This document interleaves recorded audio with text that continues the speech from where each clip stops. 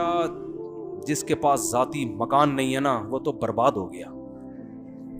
بیٹا بچپن سے ڈپریشن کا مریض, ہائے میں ہمارے پاس تو کرائے کا گھر ہے. وہ بچپن سے اپنے ایک تمنا کرتا ہے میرے پاس ایک دن آئے گا میرا اپنا مکان ہوگا.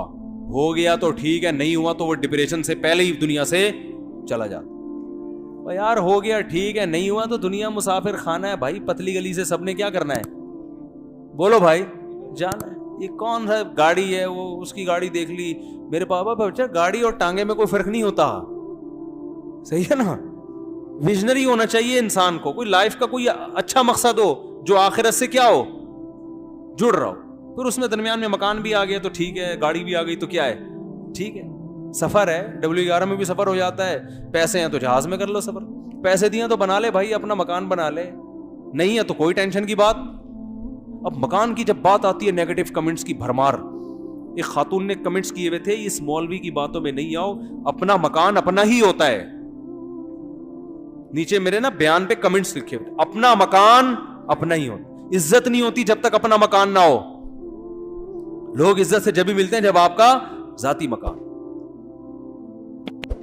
تو بھائی بات یہ ہے کہ بہت پیسہ اللہ نے دیا ہے نا, بادام پستے بھی کھا لیے, دیسی گھی بھی کھا لیا, جاگنگ بھی کر لی, صحت بھی ہو گئی, بیوی بھی کوئی ٹائٹ قسم کی, سب کچھ ہو گیا, بہت اللہ نے پھر بھی دیا ہے. تو 1-1.5 کروڑ مکان میں لگا دو یار, کیونکہ آپ کے لیے 1-1.5 کروڑ کی کوئی ویلیو نہیں ہے تو ٹھیک ہے اپنا ہو گیا. نہیں ہے تو صرف عزت کا ایشو آ رہا ہے نا. رہائش تو کرائے کے گھر میں بھی, عزت کے لیے دوسرے بہت سارے طریقے ہیں جن سے آپ کی عزت اس سے بھی زیادہ ہو جائے گی. پلاٹ خرید کے بیچو, بزنس کرو یار. جب کوئی کہ آپ کا ذاتی مکان نہیں, بولو میرے پاس 10 پلاٹ ہیں الحمدللہ, ٹھیک ہے نا.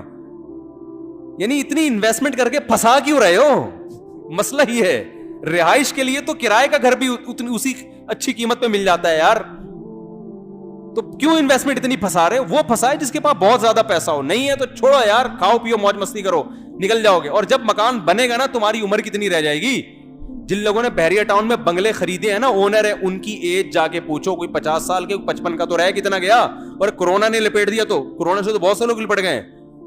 اس دوران کورونا ہو گیا تو ویسے انا للہ ہونے کا بہت زیادہ خطرہ ہے. نہیں ہوا, بچ بچا کے نکلے. کار کا ایکسیڈنٹ ہو سکتا ہے, جہاز نیچے گر سکتا ہے, کوئی بیماری ہو سکتی ہے, لنگس کا مسئلہ ہو سکتا ہے, کوئی گردوں کا مسئلہ ہو سکتا ہے. 20 قسم کے مسائل ہیں. بونس پہ چل رہا ہے 50 سال کے بعد. اب بحریہ ٹاؤن سے زیادہ تمہیں ضرورت تھی کہ تم بونس سے نکلو کسی طریقے سے. وہ اس پہ خوش ہو رہا ہے میرا. ابے بھائی دن کتنے رہ گئے.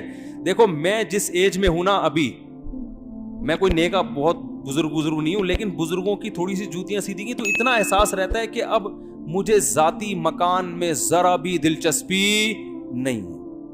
اس لیے کہ یار آدھی سے زیادہ زندگی ہماری گزر گئی. اب کیا بچپن میں بن جاتا تو چلو تھوڑا بہت شو مارتے ہیں, ہمارا اپنا گھر ہے. اب تو نے رہنا کتنا ہے. تو میں سوچتا ہوں یار, میں سوچتا ہوں کتنی زندگی رہ گئی. وہ بھی اگر بہت زیادہ ہوا تو 70-80 سال نہ اگر بچ گئے تو کیسے ٹھک ٹھک ٹھک کر کے گزرتے ہیں. جو انجوائے لائف کو انجوائے کرنے کا جو اصل ٹائم تھا وہ تو گیا نا. اب تو آگے بڑھاپا ہے, تو کیا انجوائے کریں گے. اپنا مکان تو دوسرے کا مکان. اب تو بھائی کھانسی کم ہو, ذرا بس کھانسی ہو مگر تھوڑی سی کم ہو, شوگر ہو مگر اتنی خطرناک نہ ہو جائے. یہ تو سب چیزیں ہوں گی, یہ تو ہوگا, ٹھیک ہے نا. تو میں لوگوں پہ حیران ہوتا ہوں. ہو سکتا ہے میں اپنا ذاتی مکان بنا لوں, این ممکن ہے خبر آ جائے مفتی صاحب نے اپنا گھر خرید لیا اور ہمیں بیان میں کر, تو خرید لوں اس کا مطلب ہے مفتی صاحب کے پاس اتنے آ گئے ہیں, یا تو فری میں کسی نے گفٹ کر دیا ہے جو کہ بظاہر کوئی چانس نہیں ہے, یا تو کسی نے گفٹ کیا ہے, یا مفتی صاحب نے ڈھیڑ ہوشیاری کی ہے, بزنس بڑا شروع کر دیا ہے, مکان خرید کے بیچنے والا بزنس شروع کر دیا ہے. یا تو یہ نیت ہوگی, یا پھر اس کا مطلب اتنا پیسہ آ گیا ہے کہ گاڑی بھی ہٹو بچوں ہو گئی ہے, شادیاں بھی کمپلیٹ ہو گئی ہیں, بچوں کی تعلیم بھی ہٹو بچوں قسم کی ہو گئی ہے. اب مفتی صاحب کو سمجھ میں ہی نہیں آ رہا تھا کیا کریں, تو چلو اپنا گھر خرید لیا. لیکن پھر بھی نہیں دل کرتا خدا کی قسم خریدنے کا. یار اتنے پیسے کچھ اور کر لو یار. رہنے کے لیے کرائے کے گھر میں بھی سہولتیں وہ تمام میسر ہیں جو ذاتی گھر میں ہوتی ہیں. تو صرف اس لیے کہ لوگ مفتی صاحب کو کہیں گے ذاتی گھر ہے, اس لیے مفتی صاحب کی عزت ہوگی. او بھائی اس سے زیادہ عزت 4 شادیوں پہ ہوتی ہے.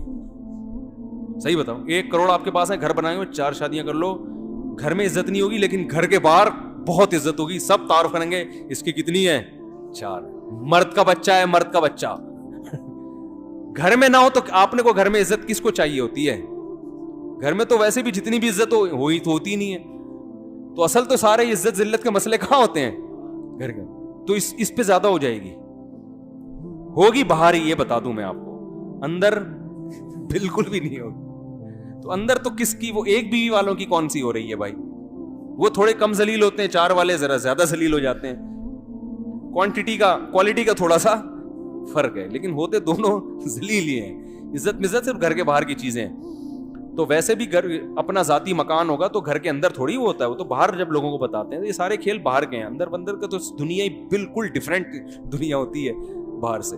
تو اللہ نے کیا فرمایا, قرآن میں اللہ کا ارشاد ہے کہ نبی کیا کریں گے, تزکیہ. تو مجھے ایک بات بتاؤ, نبی تزکیہ کر رہے ہیں, ان کو تعمیر پہ کہہ رہے ہیں, یار یہ آپ صلی اللہ علیہ وسلم کو سمجھا رہے ہیں کہ بدترین چیز جس پہ انسان کا پیسہ خرچ ہو وہ کیا ہے, تعمیر ہے. یہ نہیں کہا کہ حرام ہے, لیکن یہ سب سے کم تر چیز, جیسے حدیث میں آتا ہے سب سے بدترین صف آخری صف ہے. تو اب آپ نے کہا چونکہ سب سے بدترین صف آخری صف ہے, لہذا میں آخری اگر صف مل رہی ہے تو آؤں گا ہی نہیں نماز میں. یہ مطلب نہیں ہے, مطلب یہ کہ پہلی کے مقابلے میں سب سے بدتر کون سی ہے, آخری. تو تعمیر پہ پیسہ خرچ کرنا سب سے بدتر ہے اسلام کی نظر میں. اس کا مطلب یہ نہیں کہ ناجائز ہے, مطلب یہ کہ خرچ کرنے کی جتنی چیزیں ہیں نا ان میں سب سے آخر میں کیا رکھو, تعمیر. ہاں بزنس کے پوائنٹ آف ویو سے کوئی کنسٹرکشن کا کام کرواتا ہے, اس کو بیچتا ہے, اس کا مطلب تو تعمیر نہیں ہے نا, اس کا مقصد تو پیسہ کمانا ہے, وہ تو بزنس میں آتا ہے. تو بزنس کی اسلام میں بہت زیادہ فضیلت ہے. اپنے ذاتی گھر کے لیے تعمیر جو ہے نا, اپنے گھر میں کنسٹرکشن کا کام, کیونکہ وجہ اس کی ہے کہ انسان کی عمر اس کی تعمیر کا ساتھ نہیں دیتی. آپ گھر پہ جتنا پیسہ لگاتے ہو نا اتنا اس کو کیش نہیں کراتے اپنی زندگی میں. آپ گاڑی پہ پیسہ لگے گا کیش ہو جائے گا, کیا مطلب گاڑی کے مزے آپ لے لو گے, سواری ہوگی, اچھی گاڑی ہوگی. ابھی دیکھو میں ابھی چترال کا دورہ تھا نا, میرا بڑا لمبا دورہ تھا, خود ڈرائیو کر کے گیا, خود گھما پھرا کے, پھر ایبٹ آباد سے ہوتے ہوئے موٹر وے پہ ہم آئے ہیں. تو اچھی گاڑی ہوگی, سہولت والی ہوگی, ٹریولنگ آپ کے لیے کیا ہوگی, آسان. تو اس لیے ہم نے کہاں پیسہ خرچ کیا, اپنی ذاتی گاڑی ہے, جو پیسے آئے پھونک دیے اس میں. گاڑی خاندانی رکھو, جتنی اوقات ہے, اوقات بڑھ گئی تو اور زیادہ ایسی خاندانی اور زیادہ ہو جائے گی کہ اس میں مزہ آئے گاڑی میں, وہ زبردست, باہر نکلنے کا دل ہی نہ کرے. گاڑیاں ایسی بھی آ رہی ہیں, ایسی جاپانی گاڑیاں, آپ بیٹھو تو آپ میں دل کرے گا یا میں ادھر ہی بیٹھا ہوں, میں باہر نہیں آؤں گا. عزت بھی ہو رہی ہے, ٹھیک ہے نا. جیسے ہی گھر میں داخل ہوگا پھر وہ ماحول چینج ہو جاتا ہے, تو گاڑی میں بڑا اچھا محسوس ہوتا ہے انسان کو, ٹھیک ہے نا. تو خوراک اچھی کر لے انسان, تو یہ ساری چیزوں پہ یہ سب کیش ہو جاتی ہے. اچھا کھاؤ گے اسی وقت لذت محسوس ہوگی نا. ارے زنگر برگر میں اسی وقت مزہ آئے گا جو پیسے لگائے, انڈے والے برگر میں وہ مزہ نہیں آئے گا, تو اسی وقت کیش ہو جائے گا.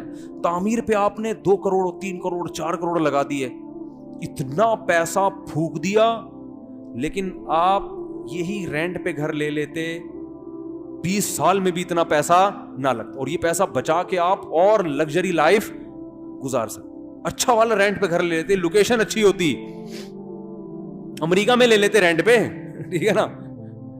لیکن لوگوں کو نہیں, بس عزت ہوگی, بس چھوڑو, ایسی عزت کا کرنا کیا ہے یار. یہ عزت تو وہ عزت اچھی ہوتی ہے جو کچھ کام کر کے ہو. بے وقوفوں کی نظر میں عزت حاصل کرنا کوئی کمال تھوڑی ہے. ہمارے ایک دوست نے ایک واقعہ سنا ہے, بس یہ بتا کے میں بات کو ختم کرتا ہوں, کہ جب انسان کی تربیت نہیں ہوتی نا تو یہ حال ہوتا ہے. لوگوں کی تربیت نہیں ہے تو مقصد ہی پیسہ بن چکا ہے. تو انہوں نے مجھے بتایا کہ ایک کرسچن لڑکا کیا آدمی تھا, اس کی جب ڈیتھ کا وقت آیا نا, یعنی ڈیتھ کا وقت کا مطلب ڈاکٹروں نے جواب دے دیا کہ آپ بیمار ہو, اب آپ بچ نہیں سکتے, کینسر تھا یا کیا تھا, اس کو اندازہ ہو گیا 2-3 مہینے بعد میں دنیا سے چلا جاؤں. تو اس نے اپنے دوستوں کو بلا کے کیا وصیت کی ہے, یہ بتا رہا ہوں کہ جو عزت کا کانسیپٹ ہے نا ہمارا, وہ کانسیپٹ ہی غلط ہے. اس سے انسان ایسی غیر اخلاقی حرکتوں پہ آتا ہے. تو عزت وہ چیز جو عزت داروں کی نظر میں آپ کی عزت بڑھے, تو عزت داروں کی نظر میں ان چیزوں سے عزت نہیں بڑھتی, ورنہ ہمارے سابق صدر کی عزت دنیا میں سب سے زیادہ ہوتی, کیونکہ ان کے پاس جو ذاتی مکان ہے ایک نہیں ہے, ہول سیل کے حساب سے ہیں. تو محترم نے کیا کیا, اپنے دوستوں کو بلا کے وصیت کی کہ یار میں جس گھر میں رہ رہا ہوں نا, پہلی فرصت میں اس کو بیچ کے ڈیفنس میں کوئی 1000 گز کا بڑا لگژری قسم کا گھر لو. ابے بھائی اب تو جا رہا ہے. ڈاکٹروں نے جواب دے دیا, کہہ رہے ہیں مسئلہ یہ ہے کہ میرے ساتھ کے ٹکے ٹکے کے تاجر جن کا کوئی بزنس نہیں تھا, انہوں نے ڈیفنس میں 1000 گز کے بنگلے بنا لیے ہیں, اور میرا بزنس کروڑوں روپے کا. میں نہیں چاہتا کہ میرا جنازہ اس گھر سے نکلے, ان کو دکھانے کے لیے کہ تمہاری میرے سامنے کوئی اوقات ہے نہیں, تو میں چاہتا ہوں میرا جنازہ اس گھر سے اٹھے تاکہ ان کو ان کی اوقات پتا چلے کہ وہ ہیں کیا.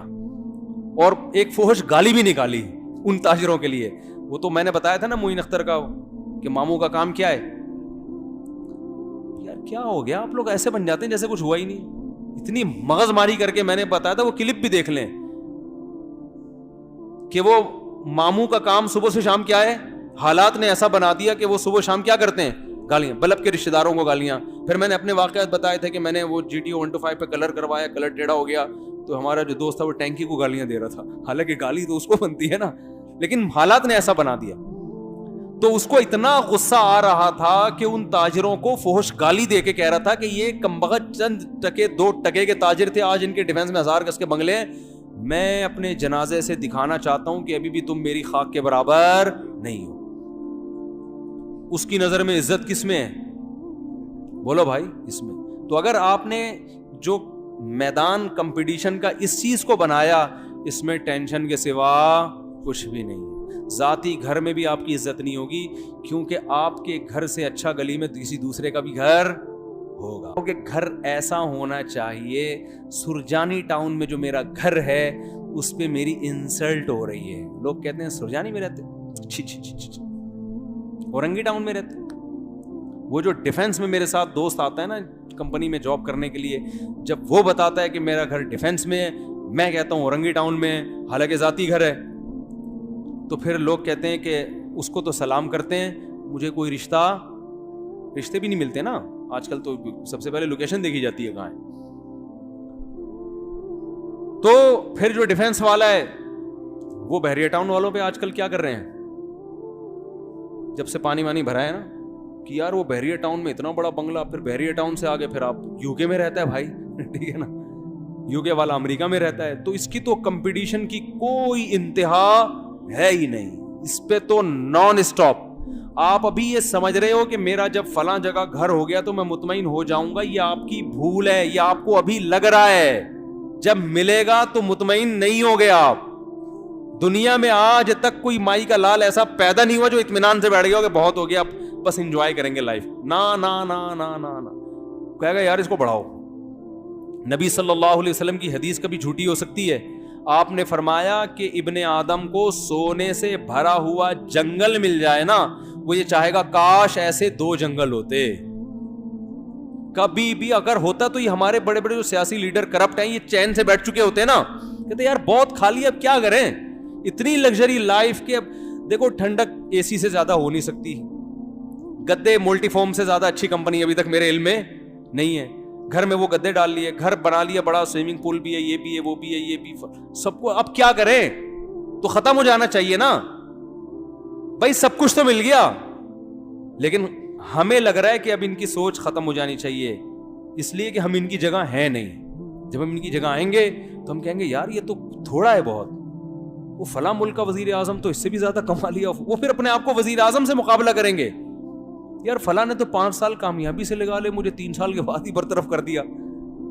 پھر ان کا یہ کمپٹیشن شروع ہوتا ہے.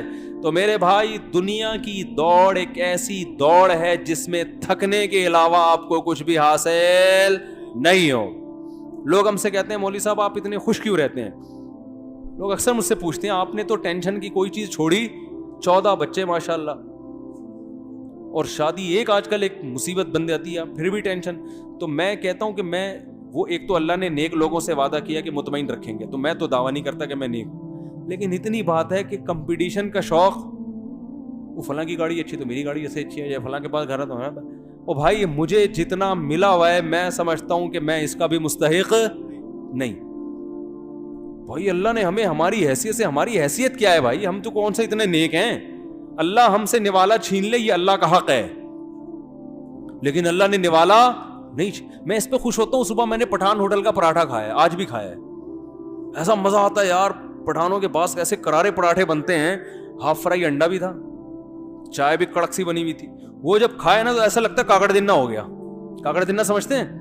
ابھی یہ سمجھانے میں 1 گھنٹہ لگے گا کاکڑ دنہ کیا ہو. دیکھو جب قوالی چلتی ہے نا تو شروع میں ایسے آرام آرام, پھر ایک دم کاکڑ دنہ, کاکڑ ایک دم اسپیڈ مارتی ہے, پھر وہ کاکڑ دنہ آتا ہے. پھر وہ تو یہ کاکڑ دنہ کا مطلب ہم نے ایک دم اسپیڈ میں آ گئے. تو یار یہ کتنی بڑی اللہ کی نعمت ہے, پٹھان ہوٹل کا پراٹھا ہمارا پیٹ ہضم کر رہا ہے, صحیح ہے نا. صبح چائے, صبح ناشتے میں مجھے بہت مزہ آتا ہے, پھر دوپہر کھانے کی بھوک لگتی ہے, وہ کھانا بھی مل جاتا ہے اللہ کی طرف سے, پھر نیند چڑھتی ہے تو سونے کی جگہ بھی ہے.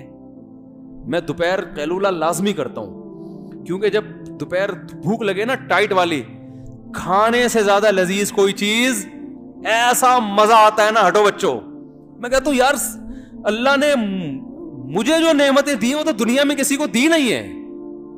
کہ ہم دوپہر جب تھکے ہوئے آتے ہیں, گھر میں کھانا ہوتا ہے, ایسا مزہ آتا ہے, دال چاول اور کچا پیاز اور اچار,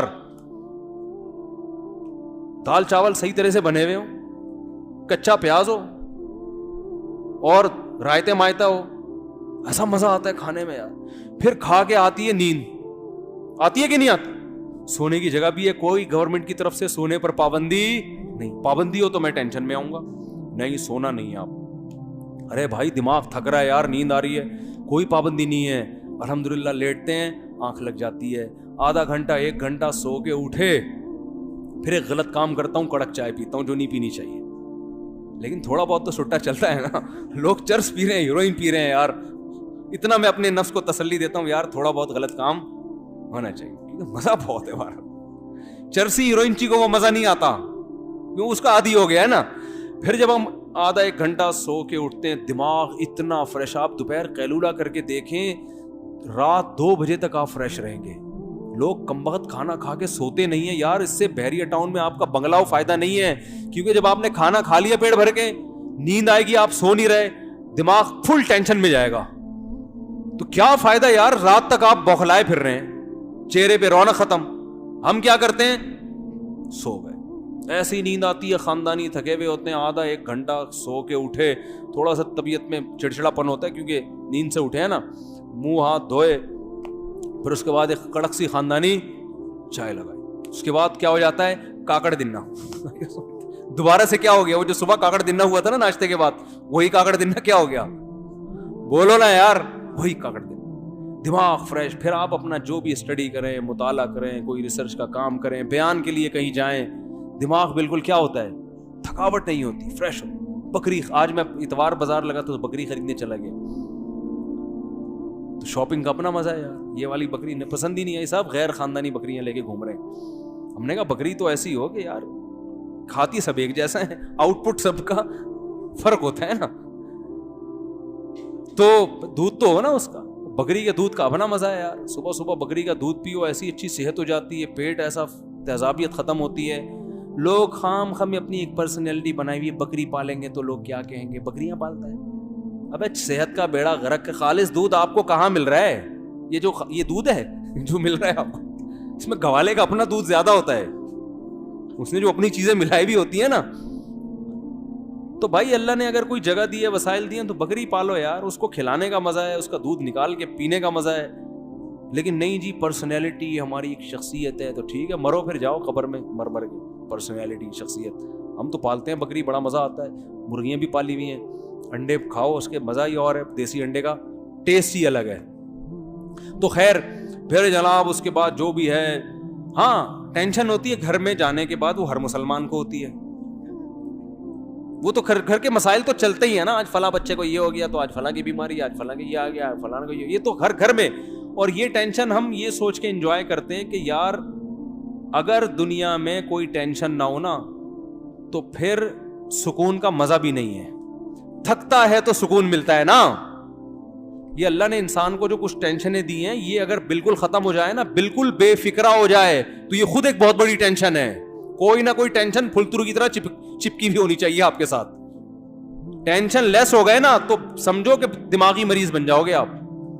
یہ صحیح بتا دوں آپ کو, کیونکہ پھر انسان خود ٹینشن اپنے لیے پیدا کرنا شروع کر دے. جب میں نے اکثر ٹینشن میں وہ لوگ دیکھے جن کی زندگی ٹینشن فری ہوتی ہے, کوئی سرے سے ٹینشن ہی نہیں ہے, تو جب سب کام ہی سیٹ ہو رہے ہیں تو یہی ایک ٹینشن بن جاتی ہے ان کو, بیٹھ کے باولے ہو جاتے ہیں, سٹھیا جاتے ہیں وہ. تو ہمارے حضرت کو کی صحت بہت زبردست تھی. آخر عمر میں ہمارے حضرت کو ایک بیماری ہوئی تھی, باڈی میں ہلکا ہلکا پین ہوتا تھا ان کو. حضرت ڈاکٹر بھی تھے, ہومیوپیتھک ڈاکٹر تھے, ایلوپیتھک کتابیں بھی بہت پڑھی تھی. تو حضرت کو پتا تھا یہ درد کیوں ہو رہا ہے اور اس کا علاج کیا ہے, لیکن حضرت علاج نہیں کرتے تھے. فرماتے تھے اللہ نے اتنی اچھی صحت دی ہے, 78 سال کا میں ہو گیا ہوں, تو تھوڑی سی تو ٹینشن ہونی چاہیے نا, تو یہ تھوڑا تھوڑا درد رہنا چاہیے, اس سے صحت کی قدر. کیا خیال ہے جب بیمار ہوتا ہے آدمی؟ دیکھو گرمیاں ختم ہوتی ہیں, کتنی خوشی ہوتی ہے, اب سردیاں آ رہی ہیں. اگر گرمیاں نہ آئیں تو سردی کی خوشی نہیں ہوگی. پھر جب سردیاں اور ٹینشن والی ہوا کے وہ چلتے ہیں, پھر جب سردیاں جاتی ہیں گرمی کی پھر لہر آتی ہے, خوشی ہوتی ہے کہ نہیں ہوتی؟